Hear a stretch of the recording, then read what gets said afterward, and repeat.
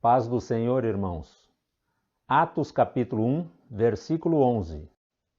E disseram: Homens da Galileia, por que vocês estão aí olhando para o céu?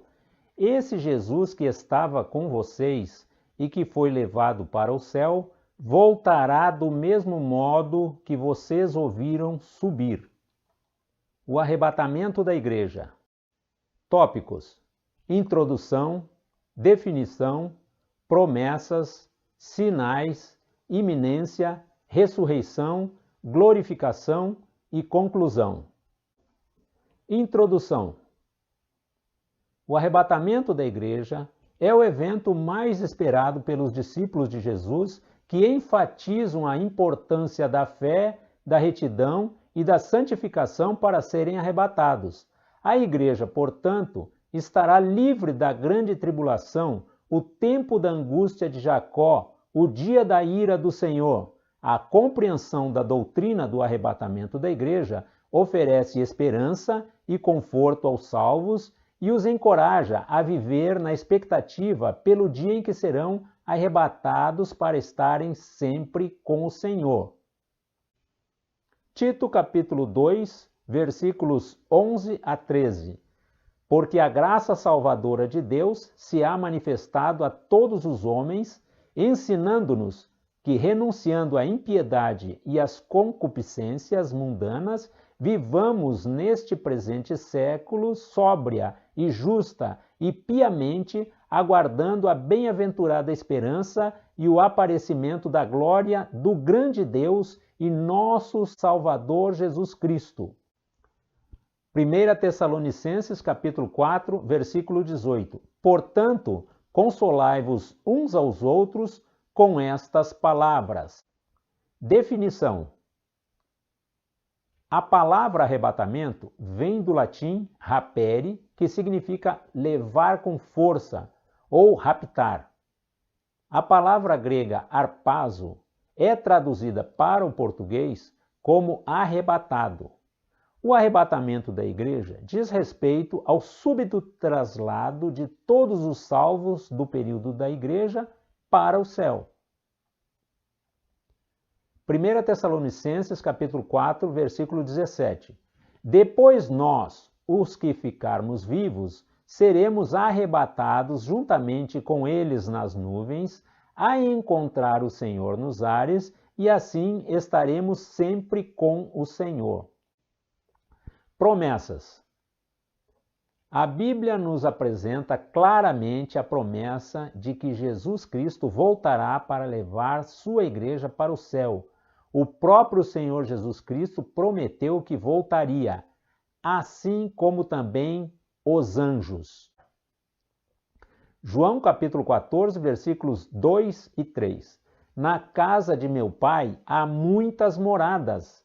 Se não fosse assim, eu vô-lo teria dito. Vou preparar-vos lugar, e quando eu for e vos preparar lugar, voltarei e vos levarei para mim mesmo, para que onde eu estiver, estejais vós também.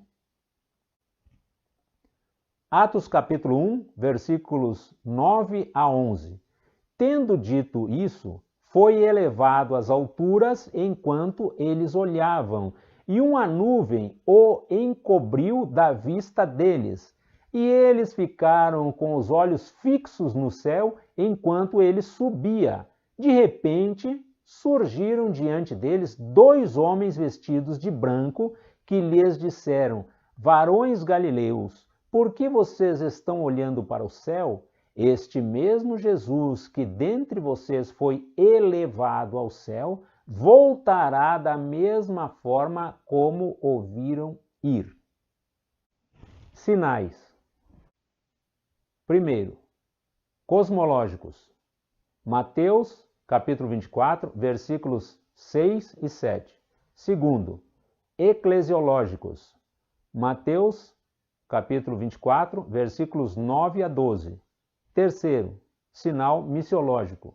Mateus, capítulo 24, versículo 14. Mateus capítulo 24, versículos 6 e 7. e ouvireis de guerra e de rumores de guerra. Olhai, não vos assusteis, porque é mister que isso tudo aconteça, mas ainda não é o fim. Porquanto se levantará nação contra nação, e reino contra reino, e haverá fomes e pestes e terremotos em vários lugares. Mateus capítulo 24, versículos 9 a 12. Então vos hão de entregar para serdes atormentados, e matar-vos-ão, e sereis odiados de todas as nações por causa do meu nome. Nesse tempo, muitos serão escandalizados e trair-se-ão uns aos outros, e uns aos outros se odiarão, e surgirão muitos falsos profetas, e enganarão a muitos, e por se multiplicar a iniquidade, o amor de muitos esfriará. Mateus capítulo 24, versículo 14. E este evangelho do reino será pregado em todo o mundo, em testemunho a todas as nações, e então virá o fim. Jesus considerou todos esses sinais como sendo de fraca intensidade em relação à grande tribulação futura, e orientou-nos a perseverar até ao fim para sermos salvos do grande sofrimento que há de vir sobre todo o mundo. Mateus capítulo 24, versículo 8. Mas todas estas coisas são o princípio de dores. Mateus capítulo 24, versículo 13. Mas aquele que perseverar até ao fim, esse será salvo. Iminência. A doutrina bíblica da iminência ressalta a importância de estarmos preparados para sermos arrebatados a qualquer momento. Os inúmeros textos das Escrituras Sagradas são o próprio fundamento para o amplamente aclamado retorno iminente de Cristo, pois ele é a esperança acalentadora que mantém a Igreja sempre viva. Apocalipse capítulo 1, versículo 3. Bem-aventurado aquele que lê e os que ouvem as palavras desta profecia e guardam as coisas que nela estão escritas, porque o tempo está próximo. Tiago capítulo 5, versículo 8. Sede vós também pacientes, fortalecei os vossos corações, porque já a volta do Senhor está próxima. Apocalipse capítulo 3, versículo 11. Eis que venho sem demora. Guarda o que tens, para que ninguém tome a tua coroa. 1 Pedro capítulo 4, versículo 7. E já está próximo o fim de todas as coisas. Portanto, sede sóbrios e vigiai em oração. Apocalipse capítulo 22, versículo 7. Eis que cedo venho, bem-aventurado aquele que guarda as palavras da profecia deste livro.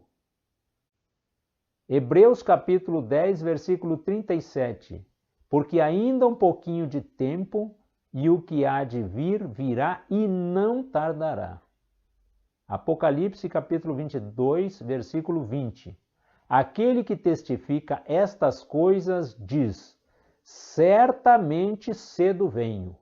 Amém. Ora vem, Senhor Jesus. Ressurreição. A ressurreição que acontece por ocasião do arrebatamento da igreja é o momento em que os salvos do período da igreja, que aguardam sua redenção, recebem corpos gloriosos para serem arrebatados juntamente com os salvos que estiverem vivos. 1 Tessalonicenses capítulo 4, versículos 15 a 17. Dizemo-vos, pois, isto pela palavra do Senhor, que nós, os que ficarmos vivos para a vinda do Senhor, não precederemos os que dormem, porque o mesmo Senhor descerá do céu com alarido e com voz de arcanjo e com a trombeta de Deus. E os que morreram em Cristo ressuscitarão primeiro. Depois nós, os que ficarmos vivos, seremos arrebatados juntamente com eles nas nuvens, a encontrar o Senhor nos ares, e assim estaremos sempre com o Senhor. Glorificação. A glorificação é o processo pelo qual um corpo físico é transformado em um corpo glorioso. Esse fato ocorrerá com os salvos que estiverem vivos por ocasião do arrebatamento da igreja, para serem levados às suas moradas no céu. 1 Coríntios capítulo 15, versículos 51 e 52. Eis aqui vos digo um mistério. Na verdade, nem todos dormiremos, mas todos seremos transformados. No momento, num abrir e fechar de olhos, ante a última trombeta. Porque a trombeta soará e os mortos ressuscitarão incorruptíveis e nós seremos transformados. Conclusão. A imensa expectativa pela volta de Jesus para buscar sua igreja traz paz e alegria aos santos, pois é sua mais bem-aventurada esperança, o corolário de sua redenção, sua salvação e livramento do juízo de Deus que há de vir sobre todo o mundo. Tito capítulo 2, versículos 11 a 13.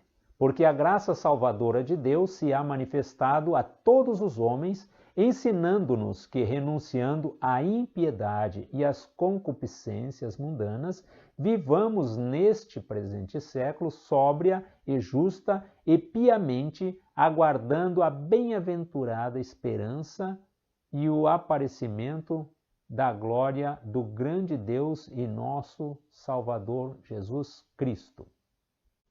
1 Tessalonicenses capítulo 1, versículo 10.